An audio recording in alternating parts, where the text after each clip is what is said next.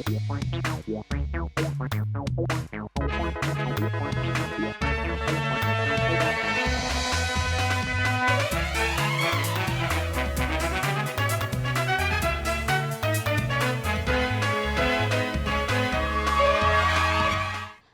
आप देख रहे हैं राष्ट्रीय समाचार और मैं हूं आपके साथ प्रिया पांडे। आइए एक नजर डालते हैं आज की हेडलाइंस पर। राहुल नार्वेकर को अलीबाग के महात्रोली गांव में किसान दंपति ने खरी खोटी सुनाई। जमीन माप प्रक्रिया को लेकर वीडियो वायरल। हर्षवर्धन सकपाल के ट्वीट से इतिहास और राजनीति में विवाद। शिवाजी महाराज और टीपू सुल्तान पर बयानबाजी से सियासत गर्म। रामकृपाल यादव ने कहा, भारत पाक मैच से भारत की जीत तय। बिहार को 19 केंद्रीय विद्यालय मिलने पर जताई खुशी। दिल्ली पुलिस ने बवाना में लॉरेंस बिश्नोई गैंग के 3 शूटर गिरफ्तार। कारोबारी हत्या मामले में मुठभेड़ और जांच जारी। सूरत साइबर क्राइम सेल ने जामताड़ा लिंक वाले डिजिटल आरटीओ ई चालान मामले में 3 गिरफ्तार। सिविल इंजीनियर और बीकॉम ग्रेजुएट भी शामिल। महाराष्ट्र विधानसभा अध्यक्ष और एडवोकेट राहुल नार्वेकर को रायगढ़ के अलीबाग तालुका के महात्रोली गांव में एक किसान दंपति द्वारा खरी खोटी सुनाए जाने का वीडियो अब बड़े पैमाने पर वायरल हो रहा है। इस वीडियो में एक महिला नार्वेकर के साथ मौजूद एक व्यक्ति को थप्पड़ मारते हुए भी दिखाई दे रही है। साथ ही संबंधित दंपति ने राहुल नार्वेकर और उनके साथियों से सवाल किया कि हम घर पर नहीं थे तो हमारी जमीन में क्यों घुसे। इस दौरान राहुल नार्वेकर को वहां से निकलते हुए भी देखा गया। अलीबाग तालुका के महात्रोली गांव में सेजल शाह की 2.5 एकड़ जमीन विधानसभा अध्यक्ष राहुल नार्वेकर खरीदना चाहते हैं और इस जमीन के खरीद फरोख्त की प्रक्रिया भी जारी है। इसी कारण जमीन की माप करने के लिए राहुल नार्वेकर अपने साथियों के साथ मौके पर पहुंचे और उनके साथ जमीन की माप करने वाले कर्मचारी भी मौजूद थे। जमीन की माप शुरू करने से पहले आसपास के जमीन मालिकों को सूचना देना आवश्यक था, लेकिन उन्हें इसकी जानकारी नहीं दी गई। सेजल शाह की जमीन के पास पाटिल दंपति की जमीन है। पाटिल दंपति एक शादी समारोह के लिए घर से बाहर गए हुए थे कि इसी दौरान उन्हें जमीन की माप शुरू होने से जानकारी मिली, जिसके बाद वे तुरंत मौके पर पहुंचे और वहां उन्होंने देखा कि जमीन की माप करने वाले कर्मचारी उनकी जमीन में घुसे हुए हैं और इस पर पाटिल दंपति ने राहुल नार्वेकर की मौजूदगी में माप प्रक्रिया पर आपत्ति जताई। उन्होंने कहा कि जिस जगह पर आप खड़े हैं वह हमारी जमीन है। हम किसी कार्यक्रम के लिए बाहर गए थे तो आप हमारी जमीन में कैसे आ गए।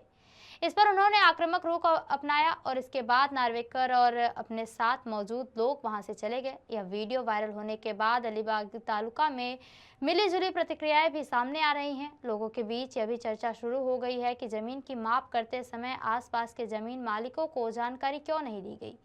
साथ ही नागरिकों के बीच यह भी चर्चा की है कि राहुल नार्वेकर अपने पद का उपयोग प्रशासनिक तंत्र का इस्तेमाल कर रहे हैं।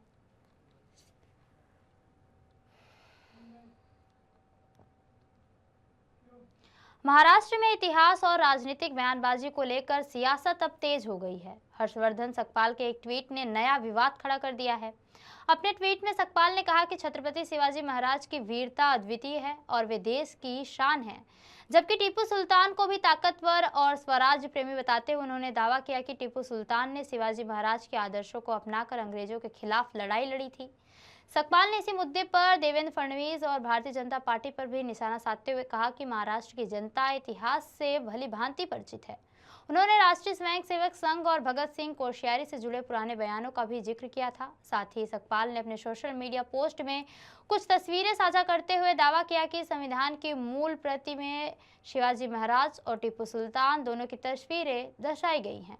अब इस बयान को लेकर राजनीतिक गलियारों में प्रतिक्रियाओं का दौर और भी तेज हो गया है।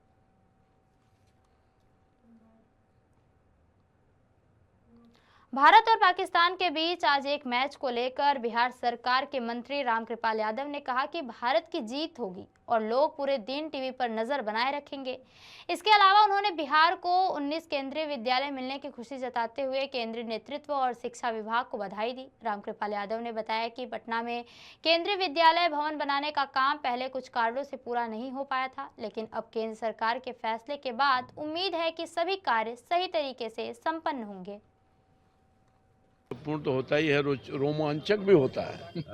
आज पूरा दिन भर जब तक मैच चलेगा लोग आज टीवी पर ही लगे रहेंगे और मुझे पूरा भरोसा है रिजल्ट यही होना है कि पाकिस्तान बुरी तरह से पिटेगा और भारत पीटेगा। बिहार को 19 केंद्रीय विद्यालय मिला है। मैं धन्यवाद देना चाहता हूं माननीय प्रधानमंत्री जी को और शिक्षा मंत्री को, जो उन्हें आवश्यकता अनुसार 19 केंद्रीय विद्यालय एक साथ मिलना तो बहुत पहले चाहिए था, क्योंकि आबादी के हिसाब से वो तय होता है, मानक जो उसका है। तो केंद्रीय विद्यालय हुआ है। हम समझते हैं कि सरकार उपयुक्त जमीन दे करके यथाशीघ्र केंद्रीय विद्यालय की स्थापना हो, भवन बनेगा तभी होगा। उसका मानक मैं जानता हूँ, क्योंकि केंद्रीय विद्यालय मैं लाया हूँ यहाँ पर। मगर दुर्भाग्यपूर्ण स्थिति है कि संपतचक, चूंकि पूरा पटना को मैं रिप्रेजेंट कर रहा था, तो संपतचक में एक लाया था और वहाँ जो है संपतचक में टेम्पोररी बिल्डिंग तो दे दिया था हमने, जो मेरे द्वारा बनाया गया था, और बाद के दिनों में जो जमीन होना चाहिए था वो नहीं मिला, तो केंद्रीय विद्यालय फिर नहीं हो पाया जो सैंक्शन हुआ था। और बाद के जो लाया था उसमें भी 3-4 खुला, बाकी का वापस हो गया। मुझे पूरा भरोसा है इस बार की सरकार निश्चित तौर पर जमीन सबको उपलब्ध कराएगी और केंद्रीय विद्यालय का निर्माण होगा और हमारे बिहार के बच्चों का भविष्य उज्जवल होगा। दिल्ली पुलिस ने बवाना मुल्क नहर के पास हुई मुठभेड़ में कुख्यात लॉरेंस बिश्नोई गैंग के 3 शूटरों को गिरफ्तार किया है। मुठभेड़ के दौरान एक बदमाश के पैर में गोली लगी और दोनों तरफ से 4 राउंड गोलियां चली। ये शूटर 3 दिन पहले बवाना इलाके में एक कारोबारी की गोली मारकर हत्या की घटना में शामिल थे, जिसकी जिम्मेदारी गैंग के रणदीप मालिक और अनिल पंडित ने सोशल मीडिया पर ली थी। गिरफ्तार आरोपियों से पूछताछ जारी है, जिसमें यह पता लगाया जा रहा है कि हत्या किसने और क्यों करवाई। दिल्ली एनसीआर में गैंग के अन्य सदस्य कौन हैं और किन टारगेट्स पर हमला करने के आदेश थे। इसके पहले पिछले महीने उत्तरी दिल्ली के बुराड़ी इलाके में गैंग के 2 शार्प शूटर गिरफ्तार किए गए थे, जिसने स्वचालित पिस्तौल, जिंदा कारतूस, चोरी की स्कूटी और मोबाइल फोन भी बरामद हुए थे।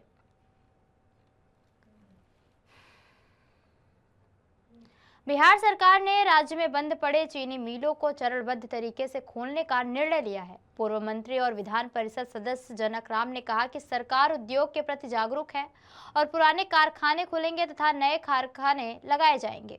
उन्होंने बिहार को 19 केंद्रीय विद्यालय मिलने की खुशी जताते हुए प्रधानमंत्री नरेंद्र मोदी को बधाई और साधुवाद दिया। और वहीं इंडिया पाकिस्तान मैच पर उन्होंने कहा कि जब नेतृत्व प्रधानमंत्री मोदी के पास है तो भारत की जीत सुनिश्चित है। सरकार के जो बंद पड़े उद्योग का काम है, ये सरकार कटिबद्ध है। चरणबद्ध तरीके से सभी बंद पड़े कारखानों को चालू भी करना है और नए उद्योग भी लगाना है। बिहार के समस्त जनमानस की तरफ से देश के यशस्वी प्रधानमंत्री नरेंद्र मोदी जी को, एनडीए सरकार को कोटि कोटि बधाई, अभिनंदन। पूरी दुनिया की नज़र भारत के ऊपर टिका हुआ है और भारत के जिस तरह से क्रिकेट खिलाड़ी आन बान शान, और खास करके जब नेता नरेंद्र मोदी जी के नेतृत्व में ताकत, शक्ति, ऊर्जा, साहस से भरा भारत के खिलाड़ी। मुंबई के मुलुंड इलाके में मेट्रो लाइन 4 यानी वडाला से कासर वडाली कॉरिडोर पर हुए हादसे के बाद प्रशासन ने सख्त कार्रवाई की है। महाराष्ट्र के deputy chief minister Eknath Shinde ने मामले को गंभीरता से लेते हुए एग्जीक्यूटिव इंजीनियर सत्यजीत साल्वे को तत्काल प्रभाव से सस्पेंड करने के निर्देश दिए हैं। डिप्टी सीएम शिंदे ने हादसे में जान गंवाने वाले लोगों के परिवार के प्रति गहरी संवेदना भी व्यक्त की है। साथ ही उन्होंने कहा कि घायलों के इलाज का पूरा खर्चा Mumbai metropolitan region development authority यानी एमएमआरडीए प्रशासन द्वारा उठाया जाएगा। एमएमआरडीए अधिकारियों से हादसे की विस्तृत जानकारी लेने के बाद डिप्टी सीएम ने साफ चेतावनी दी कि सार्वजनिक सुरक्षा से किसी भी तरह का समझौता बर्दाश्त नहीं किया जाएगा। सरकार ने पूरे मामले के जांच के निर्देश भी दिए हैं और जिम्मेदार अधिकारियों के खिलाफ सख्त कार्रवाई का भरोसा जताया है। डिजिटल दौर में साइबर ठगी ने नया रूप ले लिया है। सूरत साइबर क्राइम सेल ने जामताड़ा से जुड़े 3 आरोपियों को गिरफ्तार किया, जिनमें एक सिविल इंजीनियर और एक बीकॉम ग्रेजुएट शामिल है।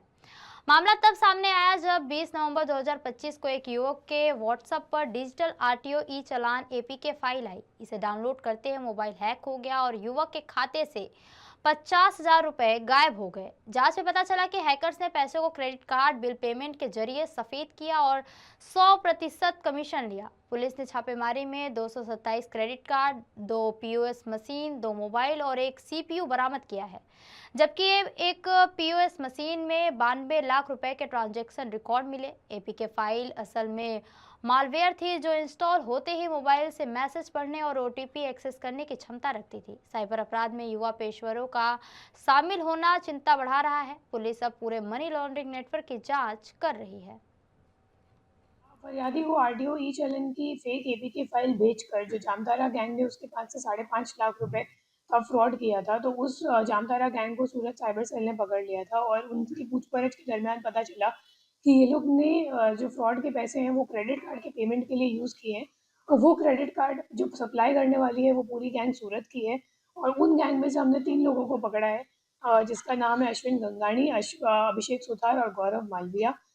ये लोग अलग-अलग लोगों से क्रेडिट कार्ड लेते थे जिनका बिलिंग ड्यू हो जाता था, और उसका पेमेंट ये लोग जामतारा गैंग को बेचकर फ्रॉड के पैसे से करवा देते थे। उसके बाद इन्हीं कार्ड्स को अलग-अलग जगह स्वाइप करके कैश ले लिया जाता था, और कैश ये लोग फिर कैश डिपॉजिट मशीन के मार्फत डिपॉजिट करते थे जामतारा गैंग के जो क्रिमिनल्स हैं उनके अकाउंट में, और इसके लिए ये लोग पूरा 10% का कमीशन हर मुख्यमंत्री देवेंद्र फडणवीस ने महाराष्ट्र कांग्रेस प्रदेश अध्यक्ष हर्षवर्धन सकपाल पर निशाना साधा। मुख्यमंत्री फडणवीस ने कहा कि कांग्रेस के अध्यक्ष हर्षवर्धन सकपाल ने जिस प्रकार से छत्रपति शिवाजी महाराज की तुलना टीपू सुल्तान के साथ की है, हम इसकी निंदा करते हैं।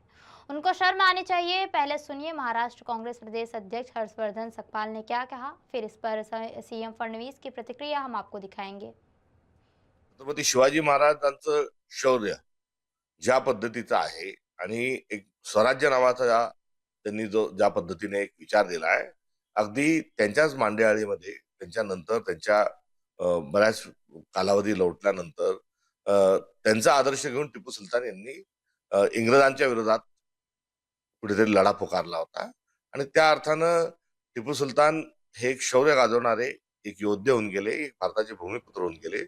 त्यांनी कधी कुठल्याही विषारी विखारी विचारांना त्यांनी जवळ केलं नाही, तर एक शौर्याचं लक्षण म्हणून टिपू सुलतानांना आपण शिवाजी महाराजांच्या समकक्ष बघितलं। इसी बयान पर सीएम फडणवीस ने कहा, छत्रपति शिवाजी महाराज जिन्होंने मुगलों के साथ लड़ाई करके स्वराज का निर्माण किया और हजारों हिंदुओं को कत्ल करने वाला टीपू सुल्तान, वो और महाराज, इनको एक समान आदर दिया जाए। इस प्रकार की बात अगर कांग्रेस पार्टी कहती है तो वोटों के लालच में ये कितने भी जूते चाटे महाराष्ट्र और देश इसको सहन नहीं करेगा।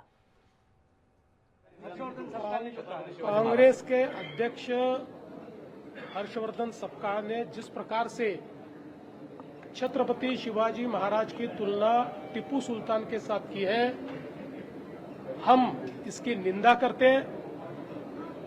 उनको शर्म आनी चाहिए।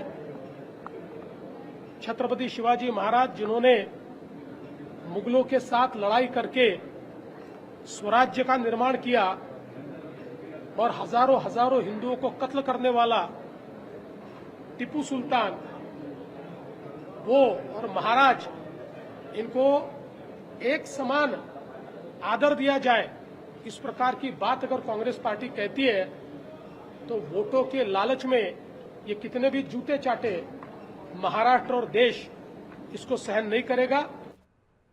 पटना के शंभू गर्ल्स हॉस्टल में नीट छात्रा के साथ हुए जघन्य अपराध के बाद पूरे बिहार में छात्राओं की सुरक्षा को लेकर प्रशासन सख्त हो गया है। गृह मंत्री सम्राट चौधरी के निर्देश पर राज्य के सभी जिलों में संचालित गर्ल्स हॉस्टलों के लिए नई नियमावली तैयार की गई है। शिक्षा हब माने जाने वाले भागलपुर में एसएसपी, सिटी एसपी, डीएसपी समेत अन्य अधिकारियों ने हॉस्टल संचालकों के साथ बैठकर सुरक्षा व्यवस्था मजबूत करने के निर्देश दिए। प्रशासन ने सभी हॉस्टलों में सीसीटीवी सिस्टम दुरुस्त रखने, लड़कों के प्रवेश पर पूर्ण प्रतिबंध और 24 घंटे वार्डन की मौजूदगी, एंट्री रजिस्टर और बायोमेट्रिक व्यवस्था अनिवार्य करने तथा हर वर्ष हॉस्टल रजिस्ट्रेशन के नवीनीकरण का आदेश दिया है। साथ ही कोचिंग और हॉस्टल के संबंध से छात्राओं की शाम की एंट्री टाइमिंग तय करने को कहा गया है। अधिकारियों ने स्पष्ट किया कि नियमों की अवहेलना पर कड़ी कार्रवाई की जाएगी। वहीं हॉस्टल संचालकों ने प्रशासन के इस कदम का स्वागत करते हुए इसे छात्राओं की सुरक्षा के लिए महत्वपूर्ण बताया।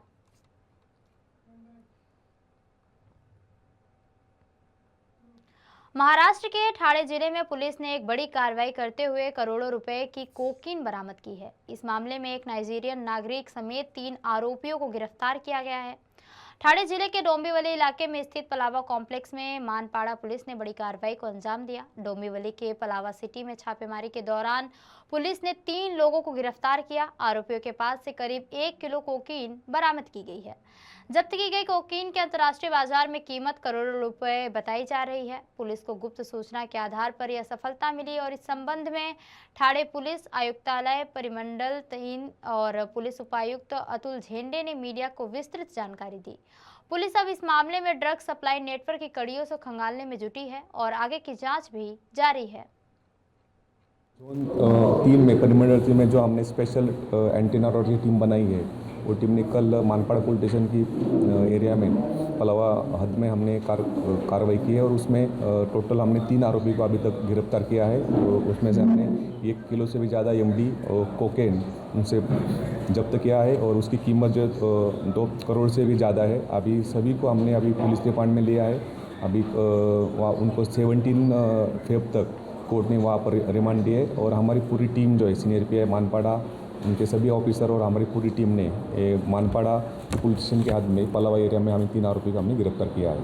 इसमें कहा जा रहा है कि नाइजीरियन भी है व्यक्ति और ये वस्तु है कहाँ से लाते हैं, किस तरह से अभी तक के जो हमारा इन्वेस्टिगेशन हुआ है उसमें से हमने जो 3 आरोपी गिरफ्तार किए हैं उसमें से एक आरोपी जो है वो नाइजीरियन का रेसिडेंट है और 2 आरोपी जो है तो अंबरनाथ के रहने वाले हैं। और इनिशियल इंक्वायरी के दौरान ये जो नाइजीरियन सिटीज़न है वो बाहर से माल लाकर यहाँ पर सप्लाई करता था अंबरनाथ और पूरे कल्याण डोंबली एरिया में। और कर हमारी टीम ने अभी उनको हिरासत में लिया है और आगे भी हमारी 2 टीम भी उसके आगे वर्कआउट कर रही है। जिस तरह से और कहाँ से माल लाते थे और कहाँ कर ये सप्लाई किया जाता है उसके बारे में हमारी पुलिस इंक्वायरी शुरू है। पटना के शंभू गर्ल्स हॉस्टल में नीट की तैयारी कर रही एक छात्रा की संदिग्ध मौत के मामले में सीबीआई ने जांच शुरू कर दी है। टीम ने पटना स्थित हॉस्टल पहुंचकर करीब 3 घंटे तक मौके का निरीक्षण किया और सबूत जुटाए। यह मामला तब सामने आया था जब 6 जनवरी को छात्रा हॉस्टल में बेहोश मिली थी और 5 दिन बाद उसकी मौत हो गई। परिजनों ने छात्रा के साथ यौन उत्पीड़न और मामले को दबाने की कोशिश का आरोप लगाया है। शुरुआती जांच में पुलिस ने इसे आत्महत्या माना था, लेकिन पोस्टमार्टम रिपोर्ट में यौन हिंसा के संकेत मिलने के बाद जांच का दायरा बढ़ाया गया है। एसआईटी ने 24 दिनों के तक जांच की मगर कोई ठोस नतीजा नहीं निकल सका, जिसके बाद राज्य सरकार ने मामला सीबीआई को सौंप दिया। अब सीबीआई ने केस दर्ज कर स्वतंत्र जांच शुरू कर दी है। हालांकि सबूतों से छेड़छाड़ की आशंका भी जताई जा रही है। रिवाबा जडेजा ने जामनगर में विभिन्न विकास परियोजनाओं का शिलान्यास करते हुए क्षेत्र के बुनियादी ढांचे और शिक्षा से जुड़े कार्यों को गति देने का संकल्प दोहराया। इस अवसर पर उन्होंने कहा कि सरकार का लक्ष्य आम जनता को बेहतर सुविधाएं उपलब्ध कराना और विकास कार्यों को तय समय सीमा में पूरा करना है। समारोह में स्थानीय जनप्रतिनिधि और अधिकारी भी उपस्थित रहे।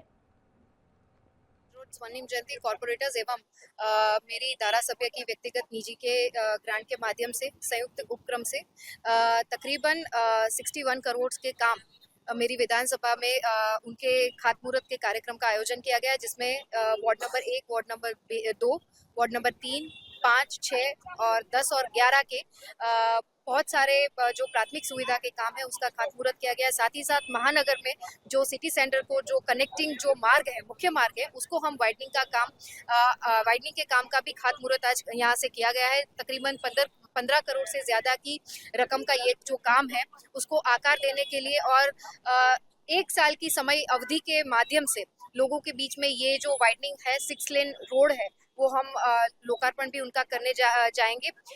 इस पूरे प्रकल्प के लिए मैं आदरणीय मुख्यमंत्री श्री भूपेंद्र भाई पटेल जी का एवं हमारे जामनगर महानगर के सभी पदाधिकारी, कॉर्पोरेटर्स और नगरजनों का पूरे हृदय से शुक्रिया करना चाहूंगी, उनको धन्यवाद करना चाहूंगी और अभिनंदित भी करना चाहूंगी कि जामनगर जिस गति से प्रगतिशील रहा है और विकास के काम की बात हो या प्राथमिक सुविधा की बात हो, गुजरात सरकार श्री के माध्यम से हमें पूरा सहयोग मिल रहा है। तो मैं इस पूरे कार्यक्रम के आयोजन के लिए और विकास के प्रकल्प के लिए आदरणीय मुख्यमंत्री जी और जामनगर की जनता का पूरे हृदय से उनको अभिनंदित और गिरिराज सिंह के वंदे मातरम संबंधित बयान के बाद राजनीतिक बयानबाजी तेज हो गई है। उन्होंने इसे स्वतंत्रता आंदोलन का हथियार बताते हुए कहा कि मुस्लिम लीग के विरोध के कारण कांग्रेस ने इसे पीछे किया और इसका विरोध आम मुसलमान नहीं बल्कि कुछ विशेष नेता करते हैं।